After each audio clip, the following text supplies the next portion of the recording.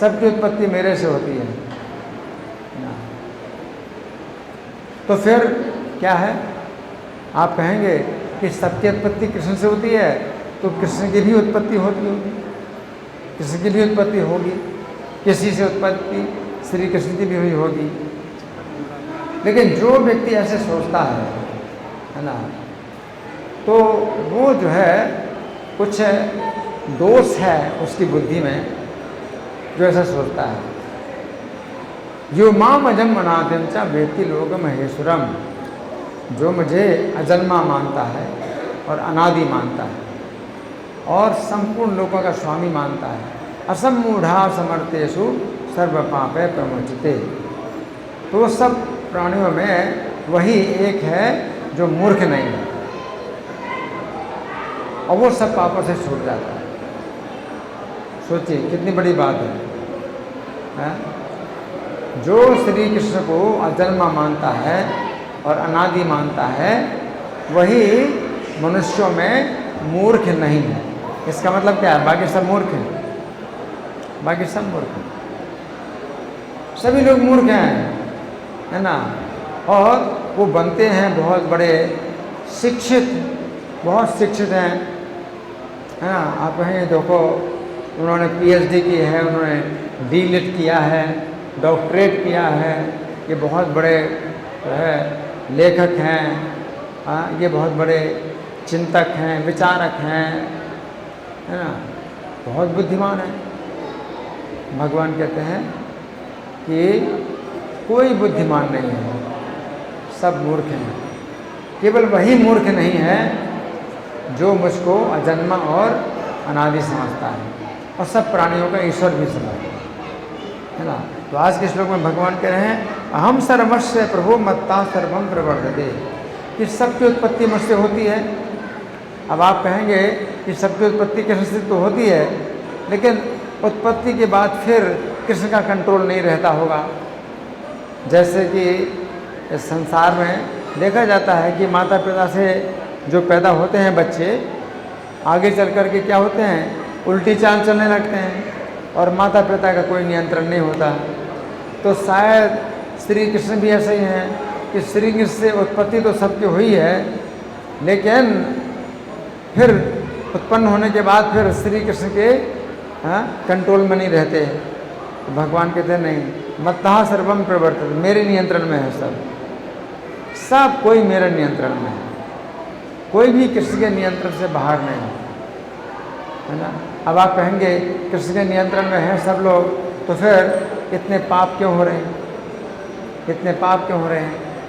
तो इसका उत्तर क्या है कि श्री कृष्ण के नियंत्रण में है सब लोग, लेकिन मनुष्य के जीवन में उन्हें कुछ स्वतंत्रता दी है, स्वतंत्रता दी है कि वे श्री कृष्ण की शरण में या श्री कृष्ण से उल्टी चाल चलें। तो मनुष्य को स्वतंत्रता दी है, और मनुष्य के जीवन में स्वतंत्रता का कोई दुरुपयोग करे तो क्या होगा, उसको भोगना होगा। तो श्री कृष्ण के नियंत्रण में है। कोई कितना भी पाप कर रहा है और अगर आप सोचते हैं कि देखो ये इतना बड़ा पापी और इसकी बड़ी रक्षा हो रही है, तो बहुत से लोग होते हैं जो बहुत उल्टी चाल चलते हैं और उनकी रक्षा भी हो रही, खूब फल रहे हैं, फूल रहे हैं और सुख पा रहे हैं और पाप भी कर रहे हैं। तो आप कहेंगे कि श्री कृष्ण का इनके ऊपर क्या कंट्रोल है? ये तो जो है सब काम उल्टे कर रहा है और अपनी जो है दादागिरी भी कर रहा है और कोई इसको कुछ बोल नहीं सकता। तो फिर श्री कृष्ण का नियंत्रण कहाँ हुआ? लेकिन श्री कृष्ण का नियंत्रण पूरा है उसके ऊपर, और श्री कृष्ण उसको जो है मौका दे रहे हैं। कितना मौका दे रहे हैं कि चलो तुम कितनी उल्टी चाल चलते हो, चलो। और आगे चल कर के क्या होगा, जब शरीर छूटेगा तो फिर श्री कृष्ण उसको मिलेंगे मौत के रूप में, मौत के रूप में, बच नहीं सकता। तो श्री कृष्ण ही जो है उसको मृत्यु के रूप में मिलते हैं। मृत्यु सर्वहरश्चाहम,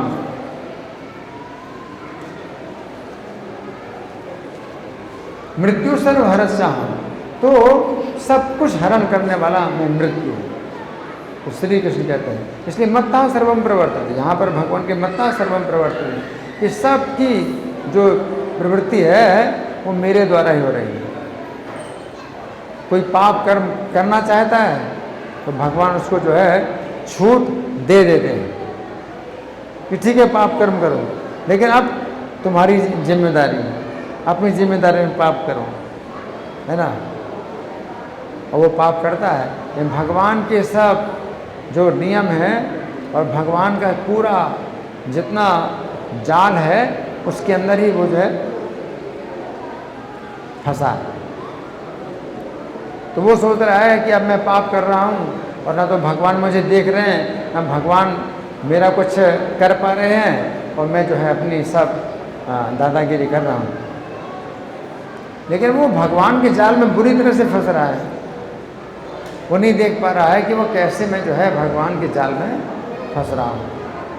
तो भगवान कहते हैं मत्ता सर्वम प्रवर्तते, भगवान की ही जो है जितना नियंत्रण शक्ति है उसी के अंदर है सब कुछ। तो कोई भी व्यक्ति जो है भगवान के नियंत्रण से बाहर नहीं जा सकता। तो भगवान से सबकी उत्पत्ति हुई है और भगवान के नियंत्रण में सब है, तो फिर हमारा क्या कर्तव्य है। जो बुद्धिमान व्यक्ति है इति मत्वा भजन्ते माम बुधा भाव समन्विता, तो फिर वो जो बुद्धिमान व्यक्ति है वो भाव के साथ भगवान का भजन करेगा। उसके अंदर फिर वो इस प्रकार की भावना आएगी, है ना, कि कैसे मैं भगवान के बारे में अधिक से जानूं, भगवान के बारे में अधिक से अधिक चर्चा करूं और भगवान के बारे में अधिक से अधिक सुनूं। तो बुधा भाव समन्विता, जैसे परीक्षित महाराज ने प्रश्न किया श्रीमद् भागवत में कि किसका हमेशा स्मरण करना चाहिए, किसका हमेशा कीर्तन करना चाहिए, किसका हमेशा श्रवण करना चाहिए, किसकी हमेशा वंदना करना चाहिए, है ना। तो जो बुद्धिमान व्यक्ति है वो क्या कहता है, श्री कृष्ण का ही हमेशा श्रवण करना चाहिए, श्री कृष्ण का ही हमेशा कीर्तन करना चाहिए, श्री कृष्ण का ही स्मरण करना चाहिए, श्री कृष्ण का ही वंदन करना चाहिए। क्यों? क्योंकि उन्हीं से सबकी उत्पत्ति हुई है और उनके कंट्रोल में सब, उनके कंट्रोल में सब हुई है। अगर उनके कंट्रोल में सब कोई है तो हमें उन्हीं को प्रसन्न करना चाहिए। अगर उनको हम प्रसन्न नहीं करेंगे तो क्या होगा, दुर्गति होगी। जैसे पानी में रहना है तो मगरमच्छ से बैर नहीं करना। अगर आप पानी में रहना चाहते हैं तो मगरमच्छ से फिर जो है बैर नहीं करना है। उसी प्रकार से कृष्ण है, अगर उन्हीं से उत्पन्न हुए सब उन्हीं के ही कंट्रोल में है तो फिर अच्छा है कि उनके साथ अच्छे संबंध बनाएं, उनके साथ अच्छे संबंध बनाएं। तो जो बुद्धिमान व्यक्ति है वो अपने आप सोचता है कि मुझे किसी के साथ में अच्छे संबंध बनाना है, तो यही बुद्धिमान है। और मनुष्य के जीवन में ही ऐसी बुद्धि है। पशु हैं, पक्षी हैं, इस बात को नहीं समझ सकते हैं। क्या दो बातें हैं कि सबकी उत्पत्ति कैसे हुई है और सभी लोग श्री कृष्ण के नियंत्रण में हैं। ये दो बातें पशु पक्षी नहीं समझ सकते और ना उनके पास ऐसी बुद्धि है कि वे जो है कृष्ण का भजन करें। मनुष्य के जीवन में ही एक है ये बुद्धि है समझने की। जो नहीं जानता कि श्री कृष्ण ही सबकी उत्पत्ति के कारण है, जो नहीं जानता तो उसको जानने का प्रयास करना चाहिए। अगर वो बुद्धिमान है, अगर वो बुद्धिमान है तो उसको जानने का प्रयास करना चाहिए कि कौन है सबका कारण, कौन है इस सृष्टि का कारण, किसके द्वारा ये सब सृष्टि होती है। एक व्यक्ति होना चाहिए। जो बुद्धिमान व्यक्ति है वो कम से कम ये निष्कर्ष निकालता है कि कौन कोई है। जैसे ब्रह्मा जी हैं, तो ब्रह्मा जी जब उत्पन्न हुए तो उन्होंने देखा कमल का फूल है और कमल के फूल से मैं पैदा हुआ। ये बुद्धिमान थे तो उन्होंने ये नहीं माना कि कमल के फूल से मैं पैदा हुआ हूँ, बस इतना ही ज्ञान है मेरा, ये कमल का फूल है, जड़ से मैं पैदा हुआ। जैसे आजकल के वैज्ञानिक लोग मानते हैं कि सब कोई जो है पदार्थ से पैदा हुआ। तो ब्रह्मा जी ने क्या ऐसे ही मूर्खता की कि ठीक है, पूरा ज्ञान मेरे पास आ गया, ये कमल जो जड़ वस्तु इसी से मैं पैदा हुआ हूँ, बस ख़त्म बात, अब कुछ जानने की जरूरत नहीं। वो इतने मूर्ख नहीं थे, बुद्धिमान थे। इसलिए क्या सोचते हैं कि कमल से तुम्हें जरूर पैदा हुआ हूँ, ये कमल कहाँ से पैदा हुआ? कोई होगा, कोई पुरुष होगा जिसकी मुझको शरण लेनी है, जिसके बारे में मुझे जानना है? कमल से जो है मैं पैदा नहीं हो सकता। ब्रह्मा जी ने ऐसा सोचा कि कोई व्यक्ति होगा जिससे कमल पैदा हुआ, उस कमल से मैं पैदा हुआ, तो वास्तव में जो है मैं कमल से पैदा नहीं हुआ, मैं उस व्यक्ति से पैदा हुआ जिसने मुझे कमल से पैदा किया। तो आज के जो वैज्ञानिक हैं वो बहुत अज्ञान में है और उनका एक जो है दुराग्रह है, उसको कहते हैं कि गलत जो है उनकी जिद है क्या कि कोई ईश्वर नहीं है। आज के वैज्ञानिक लोग जो जितनी भी रिसर्च करते हैं वे मान करके चलते हैं कि कोई ईश्वर नहीं है और सब केवल प्रकृति के द्वारा हो रहा है, सब कार्य प्रकृति के द्वारा हो रहा है, सबकी उत्पत्ति प्रकृति के द्वारा होती है और प्रकृति जो है कोई वस्तु नहीं है, एक जड़ है। प्रकृति एक जड़ मशीन की तरह है, मशीन जैसे काम करती है, ऑटोमेटिक मशीन काम करती है, उसी तरह से भौतिक प्रकृति कार्य कर रही है, लेकिन कोई व्यक्ति नहीं है। तो वे जो है क्या है, मूर्ख है।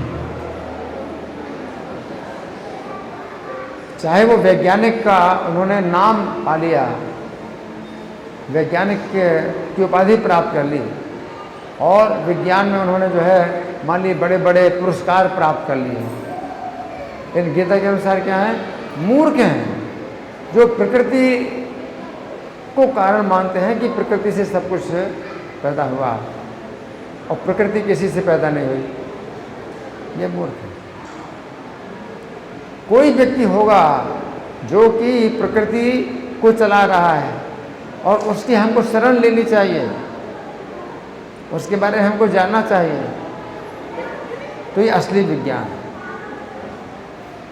अगर कोई व्यक्ति जो है बुद्धिमान है तो उसकी बुद्धि की परीक्षा यही है कि वो ये माने कि कोई जो है मतलब एक व्यक्ति है जो पूरी सृष्टि को उत्पन्न भी कर रहा है और पूरी सृष्टि को चला भी रहा है। केवल उत्पन्न नहीं किया बल्कि वो पालन भी कर रहा है, सबका पालन कर रहा है।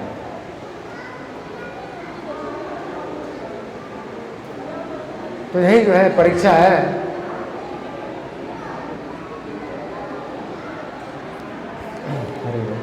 बुधा भाव संबंधता, तो बुद्धि की परीक्षा यही है। अगर आपके पास बुद्धि है तो आप जो है इस प्रकार की जिज्ञासा करेंगे, है ना। हरि बोल, धन्यवाद, हरि बोल।